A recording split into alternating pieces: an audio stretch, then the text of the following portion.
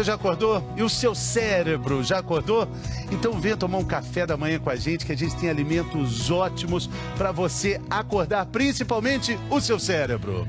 Natal chegando semana que vem, você ainda precisa comprar algum presente, ainda tem aquelas compras de última hora que você ainda não fez, está pensando no que vai dar de presente. Hoje a gente tem aqui no Bem-Estar sugestões na nossa árvore de jogos que podem, por exemplo, estimular sua memória da infância até a melhor idade. Hoje a gente vai jogar pela sua saúde. A gente não joga sozinho, não.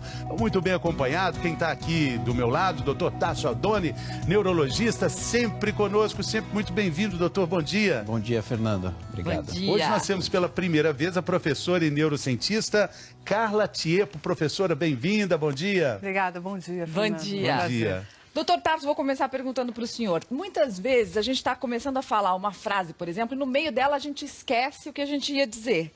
Isso é normal ou isso pode indicar um problema de saúde, como, por exemplo, o Alzheimer, que as pessoas têm tanto medo? Não, isso é algo absolutamente comum, corriqueiro. Isso acontece com uma frequência de pelo menos uma vez ao dia e tem a ver com a desatenção. A gente está falando uma coisa e pensando em outra coisa, ou recebe alguma interferência de um estímulo, um som, um barulho, uma ligação, e a gente acaba perdendo a nossa ideia, o que a gente estava realmente falando. Isso é algo absolutamente comum na vida de todo mundo em casa já deve ter passado por isso. O problema é quando isso se torna tão frequente a ponto de fazer com que a pessoa não consiga, por exemplo, cuidar das atribuições de casa, ter a atenção chamada no escritório, na firma, na empresa, porque, olha, alguma coisa está acontecendo com você.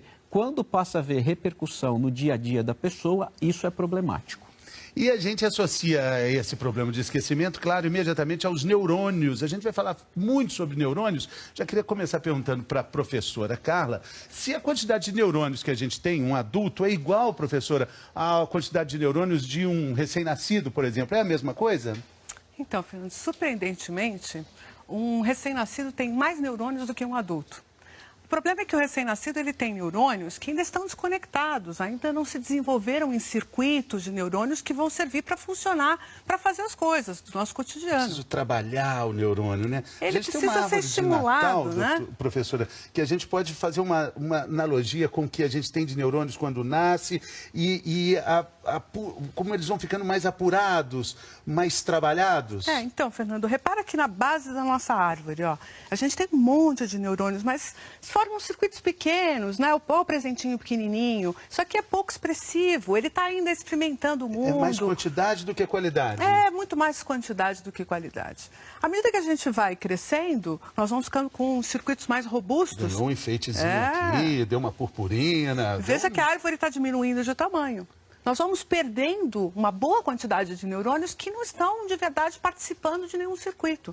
Mas vão estruturando e vão formando um cérebro cada vez mais apropriado para o nosso cotidiano. Eles ficam mais elaborados. Ó. Olha, a gente compara esse neurônio aqui, que é esse presente bacana, com esse outro aqui de baixo pequenininho, teve uma elaboração, teve um desenvolvimento. Foi a vida que fez isso. Foi o estímulo, né? A vivência com o ambiente, o nosso cotidiano, o nosso dia a dia que fez esse processo. Doutor Tarso, os jogos podem ser esse estímulo? Podem ser um aliado para a gente na hora de melhorar essas conexões todas? Sem dúvida nenhuma. Os jogos, em todas as idades, eles são importantes para determinadas funções, mas independentemente da idade, os jogos são salutares para a saúde do nosso cérebro, para melhorar essas conexões, por exemplo. Vamos entender então o que os jogos podem fazer pela nossa saúde. Vamos começar a jogar aqui. O primeiro número que vai sair hoje é o 5, Fernando. Vamos ver o que o número 5 tem para mostrar para a gente. Olha só, vamos ver um benefício importante dos jogos que a gente vai falar sobre isso hoje também. Olha que interessante, vida social. Por quê, professora Carla? A vida social com os jogos, aparentemente parece uma diversão, mas tem um lado importante nisso.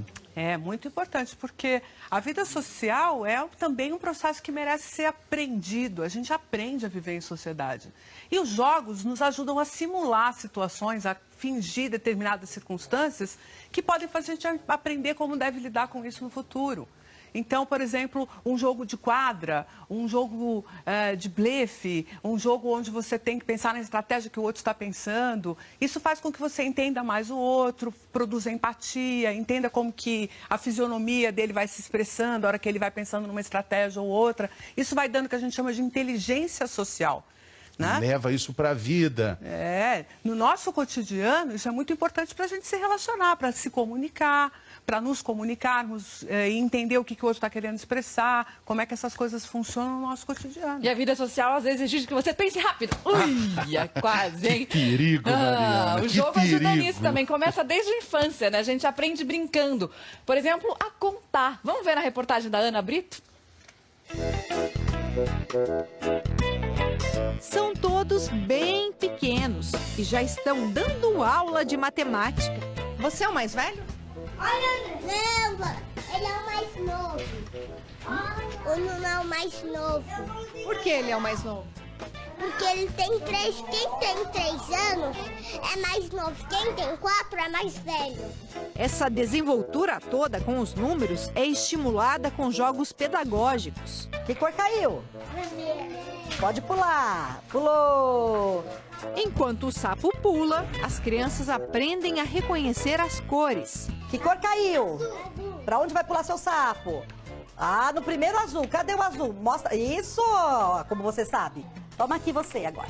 Na outra mesa é preciso identificar as formas e achar uma maneira de colocá-las no lugar certo. É de encaixar. Esse jogo tem que encaixar cada um em seu lugar. Escolhi não foi. Mas desafio mesmo é manter a atenção dessa turma. E nisso, a pedagoga Maria Carolina é craque. A tese de mestrado dela foi sobre a importância dos jogos para o aprendizado da matemática. Então as crianças aqui tiveram a oportunidade de jogar o dado, contar, apontar, fazer a correspondência muitas vezes. Todas numa relação de prazer, porque estava envolvido na situação de jogo. E a pesquisa e a prática mostraram que brincar ensina muitas outras lições. Elas aprendem tanto esperar a vez, como observar o jogo do outro, aprender a contar, aprender a corresponder, aprendem que estão todas sob a mesma regra. Olha aí a Carol reforçando a aula. Ó, essa daqui, pega uma caixinha, aí pega um dado. Depois de pegar o dado, pega um do tirou. Quem encher tudo, ganha. E quem ganhou? Todo mundo. As crianças querem pegar todas as peças e colocar no tabuleiro? Querem. Por que elas aceitam pegar se caiu um no dado? Porque elas estão sob a mesma regra e para estar no grupo, elas precisam atuar desse jeito. E elas querem. Elas abrem mão de alguma coisa, que é pegar e encher rapidamente tudo, porque elas querem estar com o grupo. Plantar uma sementinha e esperar para ver o que acontece. Se você fez esse experimento, com certeza lembra qual foi o resultado. Aprender brincando é muito mais fácil. Aliás, brincar já é um aprendizado. Por isso, os especialistas em educação defendem que os jogos façam parte da rotina da criança, dentro e fora da sala de aula. Jogo é uma coisa interessante para a criança o tempo todo. A criança brinca o tempo todo. É a linguagem da criança na relação dela com o mundo. Nesse espaço destinado à brincadeira, uma tarde de folga, um fim de semana de férias viram um tempo precioso. Pedro gosta de jogo da memória, gosta de bloco, de montar blocos, gosta de montar quebra-cabeça. Nessa correria do dia a dia é um momento nosso, né? Meu e dele. É só deixar os jogos espalhados que logo surge um voluntário. O da memória é unanimidade. Agora eu vou colocar aqui, ó. 1, 2, 3. Mas qualquer objeto que possa ser empilhado, montado, vira um universo de possibilidades. Olha só a Marcela. Ela fez questão de usar o microfone igual ao da mãe. Transformou raquetes em jacaré e fez a festa com uma cesta de blocos. Olha! Olha que legal, mamãe! É uma forma de aproximar da gente dividir mais um momento. A gente divide tudo com ela. É até a coisa de fazer comida, de arrumar casa, mas a brincadeira é uma coisa especial. Muito legal, né? Brincadeira, agora é sua vez no jogo, Fernando. Minha vez. Eu estava conversando aqui com o professor, é importante também guardar os jogos depois, né? Pedro e Rafa, meus filhos, pularam essa parte. Guardam. Vamos jogar os dados aqui, vamos ver mais um benefício para os jogos. Opa! 4. Vamos ver o que temos aqui. Raciocínio, doutor Tarso. Isso a gente viu na reportagem da Ana Brito, Exatamente. Os jogos são principalmente, às vezes, jogos simples, como a gente imagina, por exemplo, um quebra-cabeça, precisa de raciocínio, precisa entender a conformação espacial da peça, onde ela se encaixa, tentar integrar ela numa cena. Esse é um jogo mais simples, mas se você for imaginar um jogo de tabuleiro, um jogo como, por exemplo, xadrez, um jogo como dama, você precisa de uma estratégia, você precisa de um raciocínio que faz com que isso seja, cada vez que você jogue, aprimorado, lapidado, né? E a gente tem aqui uma lista de sugestões de presentes para cada idade da vida. Vamos começar com a primeira fase, um presente importante na infância. A gente vai abrir aqui, professora, e olha só o que tem nessa caixa. Muito importante esse tipo de brinquedo, o quebra-cabeça. O quebra-cabeça... Quebra-cabeça falou na reportagem, o Totá já lembrou. A gente consegue entender como é que o mundo se monta, né? Como que a gente consegue juntar as partes pelas cores, a observação das cores, das formas. Isso tudo estimula o cérebro da criança a integrar cor, forma, lugar, objeto. O encaixe, o que combina com cada peça. E a forma da própria peça, se ela é uma peça de canto, que ele vai começar a entender que ele monta pela moldura, aí tem estratégia, tem tudo isso relacionado. Cor, né? Uma paisagem, um motivo, né? Ele usa várias informações diferentes para poder montar o quebra-cabeça. Isso estimula uma função do nosso cérebro muito importante que se chama memória de trabalho. A memória de trabalho é importante para a criatividade, raciocínio, entendimento do mundo, para tudo. Vou jogar o dado outra vez, então, para a gente ter mais dicas aqui no Bem-Estar. Vamos ver agora. Número 2. A gente está dando sorte que não saiu nenhum número repetido por enquanto, realmente. Hein? Estamos bem. E agora, agilidade. Agilidade principalmente dos jogos de quadra, por exemplo, dos jogos em equipe, tudo isso claramente melhora a nossa coordenação motora, melhora o nosso desempenho físico, o nosso desempenho cardiovascular. Então, esses jogos, principalmente jogos em equipe que envolvem bola, são jogos que o tempo todo, dentre outras coisas, vão estar aprimorando a nossa agilidade. De novo. Ei, Mari. Vamos falar da fase da adolescência. Tem um adolescente aqui, né?